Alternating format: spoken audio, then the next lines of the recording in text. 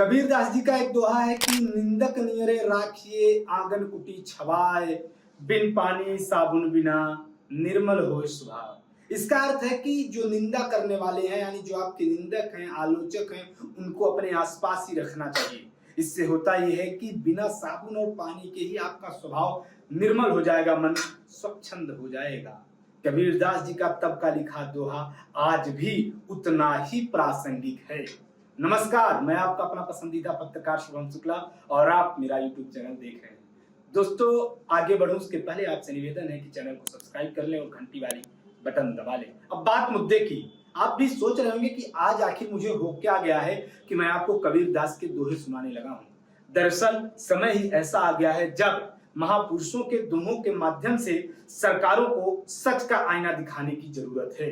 देश के संविधान में अभिव्यक्ति की आजादी को स्वर्णिम अक्षरों में लिखा गया है, लेकिन क्या इसका पालन जमीन पर भी उतना ही होता है? क्या पत्रकारों को या आम जनता को अभिव्यक्ति की उतनी आजादी मिलती है जितनी कि संविधान में वर्णित है? क्या सरकारें आलोचनाओं से इतना डर जाती हैं कि अब एफआईआर गिरफ्तारी तक मामला पहुंच जाता है? क्या उत्तर, क्या दक्षिण, क्या पूरब, क्या पश्चिम, राज्य कोई भी हो, अगर आप सरकार की आलोचना करते हैं तो आपको बेहद सावधान रहने की जरूरत है। कब, कहां, कैसे आप पर किसी भी बात को लेकर उसे तोड़ मरोड़ कर पेश करने का आरोप या अन्य आरोप लगाकर एफआईआर दर्ज कर दी जाए, उसका आपको भी अंदाजा नहीं होगा। फिर इसके शिकार चाहे शुभम शुक्ला हो, मनीष कश्यप हो, यूपी में ममता त्रिपाठी हो या कर्नाटक में हाल ही में अजीत भारती का हो। अजीत भारती जी को आप सब जानते हैं, सोशल मीडिया के बेहद चर्चित पत्रकार है और काफी एक्टिव रहते हैं। अब अजीत भारती पर राहुल गांधी जी को लेकर की गई कोई टिप्पणी के कारण कर्नाटक के बेंगलुरु में एफआईआर दर्ज कर ली गई है और लगभग 4 दिन पहले जब इसका पता सोशल मीडिया के माध्यम से चला तो बताया जा रहा है कि आज अजीत भारती के घर कर्नाटक पुलिस का दावा करने वाले कुछ लोग गए और उन्होंने एक नोटिस चस्पा किया है जिसमें एक समय अवधि दी गई है कि इतने समय अवधि के अंदर आपको थाने में, संबंधित जो थाना है वहां हाजिर होना है। अजीत भारती ने भी ट्वीट कर बताया है कि जब उनके घर ये पुलिस वाले पहुंचे, जो खुद को पुलिस वाले बता रहे थे, तब उन्होंने नोएडा पुलिस को फोन किया और नोएडा पुलिस भी मौके पर पहुंची, जिसके बाद फिलहाल अभी इन्हें नोटिस दे दिया गया है। इस दौरान दोस्तों मैं आपको एक तस्वीर दिखाऊंगा। इस तस्वीर को आप गौर से देखिए। इस तस्वीर में कर्नाटक पुलिस के जवान, उत्तर पूर्व प्रदेश यानी नोएडा पुलिस और उनके साथ खड़े हुए हैं अजीत भारती।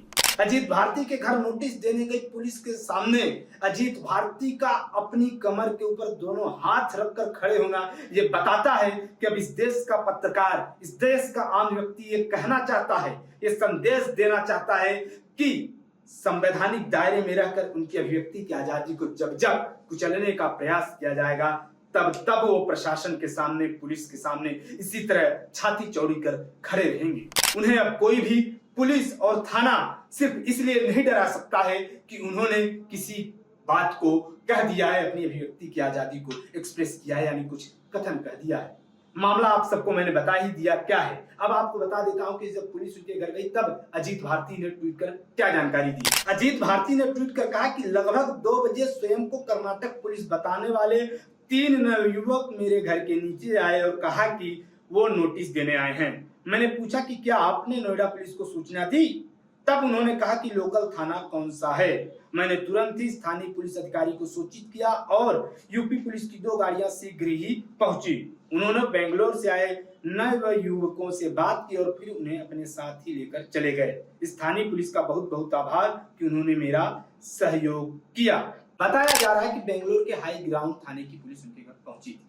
अजीत भारती का यह केस अपने आप में काफी कुछ बताता है कि देश में पत्रकारों की क्या हालत है। और सबसे बड़ी बात यह कि खुद को अभिव्यक्ति की आजादी के लंबरदार कहने वाले वो पत्रकार जो प्रधानमंत्री नरेंद्र मोदी पर तानाशाह होने का भी तमगा लगा चुके हैं, इस मामले पर चुप हैं। उनको यहाँ अभिव्यक्ति का आजादी का हनन नहीं दिखता। मैं तो फिर कहूंगा कि उत्तर हो, दक्षिण हो, पूरब हो, पश्चिम हो, पत्रकार हो या कोई राइट विंगर हो या लेफ्टिस्ट हो, एक संवैधानिक लहजे में रहते हुए हर व्यक्ति को अभिव्यक्ति की आजादी की स्वतंत्रता है। लेकिन अगर सिर्फ किसी के कुछ कहने से किसी की भावनाएं ऐसी आहत हो जाएं कि उसके घर में पुलिस भेज दी जाए, फिर ये बेहद चौंकाने वाला मामला है। तो फिलहाल अभी अजीत भारती की गिरफ्तारी नहीं हुई है और हो सकता है कि आगे भी उनकी गिरफ्तारी ना हो, क्योंकि कानूनी दांव पेच जो हैं वो उनके वकील अच्छे से जानते हैं। लेकिन ये मामला आम पत्रकारों को, जो आम पत्रकार, जो नवयुवक, उनको डराने का प्रयास जरूर कहा जा सकता है।